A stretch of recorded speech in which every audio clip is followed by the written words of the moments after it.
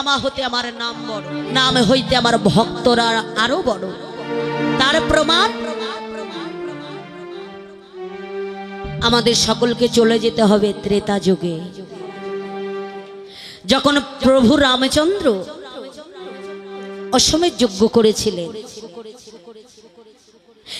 যজ্ঞের যত বৈষ্ণবগণে ছিলেন তারা সকলে বেদ পুরাণ করছেন, আর ওই যজ্ঞের একে পাশে বসে একজন বনের পশু নয়ন জলে বুকুমুখ ভাসিয়ে কাঁদছে।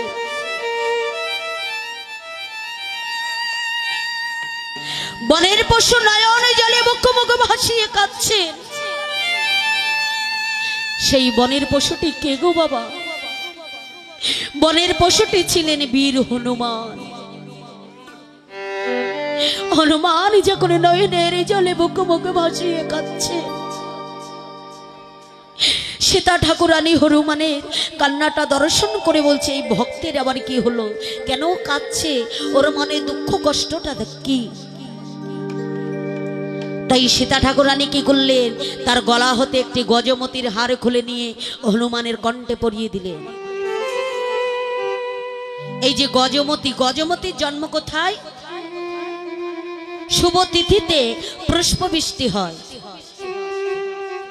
ওই পুষ্প বৃষ্টি যদি কোনো মানবের মাথায় পড়ে সে হয় রাজা, ওই বৃষ্টি যদি কোনো সর্পের মাথায় পড়ে তার মাথা থেকে জন্মগ্রহণ করে মণি, আর ওই বৃষ্টি যদি কোনো গজের মাথায় পড়ে অর্থাৎ হাতির মাথায় পড়ে তার মাথা থেকে জন্মগ্রহণ করে গজমতি, বহুমূল্যরত। সেই গজমতির হারটা সীতা ঠাকুরানী হনুমানের কণ্ঠে পরিয়ে দিলেন। সে তো বনের পশু, হারটা যখন পরিয়ে দিয়েছে হনুমান কি করলেন, হার থেকে এমনি করে একটি করে পুঁতি ছিটছেন, বদনে দিচ্ছেন, দুধ ছাই করে ফেলে দিচ্ছেন। এমনি করে একটি করে পুঁতি ছিটছেন, বদনে দিচ্ছেন আর ফেলে দিচ্ছেন। তাহা দর্শন করলেন লক্ষণ ঠাকুর। ওমা হরে কৃষ্ণ, পরিবেশটা একটু শান্ত করুন। নাকি এত চঞ্চল কেন আপনারা? সেবার ব্যবস্থা করেছে তাই না? সেবা চলছে ওইদিকে।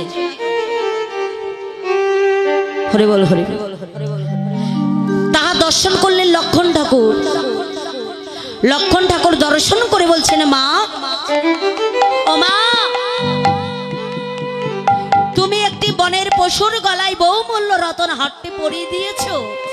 ও বনের পশু, ও কি ওই দামি হারের মর্ম দিতে পারে? ও হারের মর্ম দিতে পারবে না মা।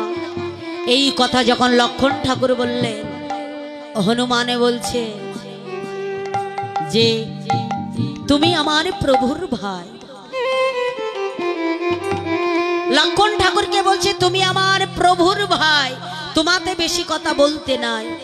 যে হারে আমার প্রভুর ইষ্টমূর্তি নাই, এই হারটি আপনার কাছে বহুমূল্য রতন হলে আমার কাছে ছাই। এই কথা যখন হনুমান বললেন তখন লক্ষণ ঠাকুর বলছে, হনুমান তুমি এত বড় কথা বললে যে ওই হারে তোমার প্রভুর ইষ্টমূর্তি নাই বলে আমার কাছে বহুমূল্য রতন হলে তোমার কাছে ছাই। তত কিছু দরকার নাই। লক্ষণ ঠাকুর বলছে অত কিছু আমার দরকার নাই, তোমার যে এত বড় সুন্দর সুটামে দেহটা। হনুমানকে বলছে তোমার এত বড় সুন্দর সুটামে দেহটা, ওই দেহর মধ্যে কি তোমার প্রভুর ইষ্টমূর্তি আছে? হনুমানকে যখন এই কথা বললেন তোমার দেহের মধ্যে প্রভুর ইষ্টমূর্তি আছে, আপনারা সকলেই জানেন সেই দিন বীর হনুমান বক্ষ চিরে রাম সীতার যুগল মাধুরী দর্শন করিয়েছিলেন। তাই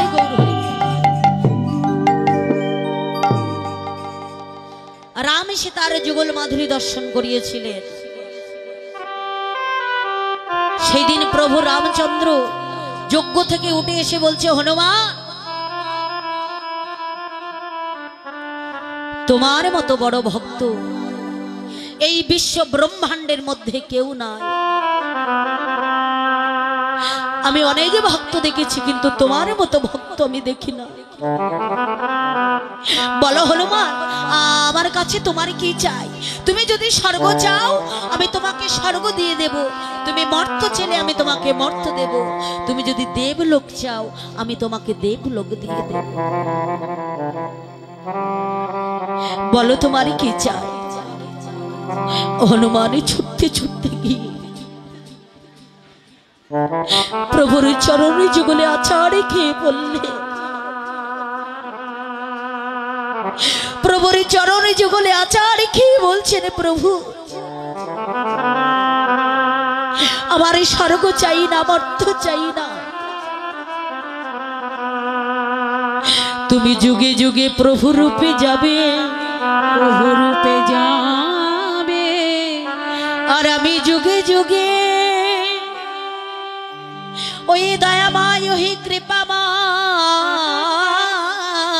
ওহে কৃপাময়, তুমি যুগে যুগে প্রভু রূপে যাবে, আর আমি যুগে যুগে যেন দাসী রূপে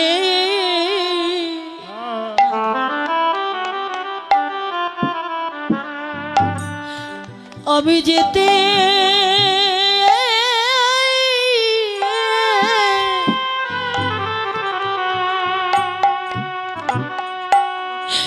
আমি যেতে পারি,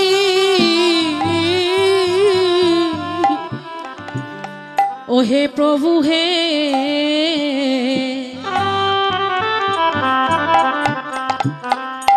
আমি যেন দাসী রূপে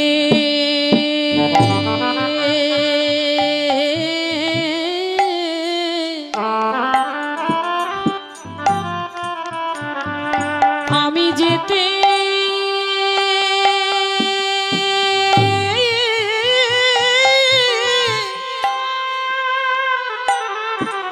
আমি যেতে পারি,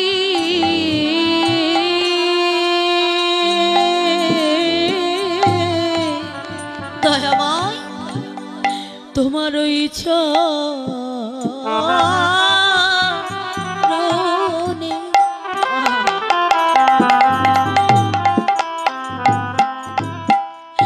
আমার এই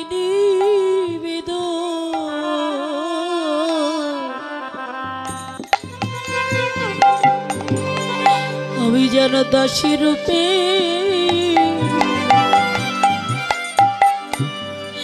যেতে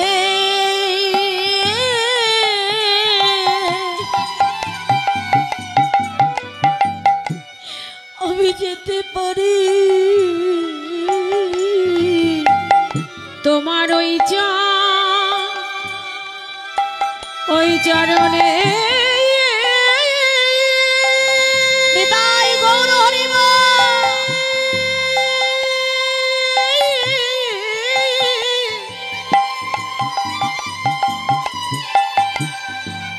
আমার এই মিনতি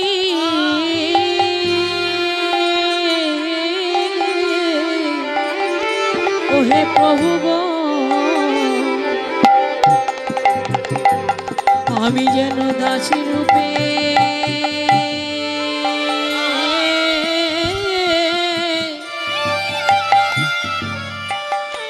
আমি যেতে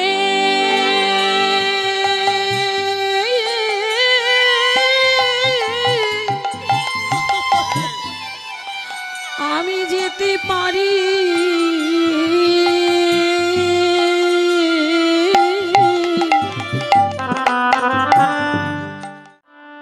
তাই দেখুন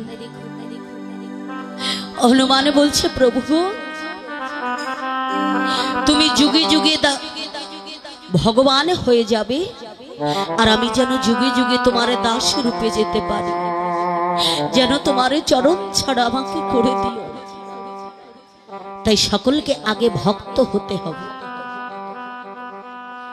ভক্ত না হলে কি ভগবানের দর্শন পাওয়া যাবে? যাবে না।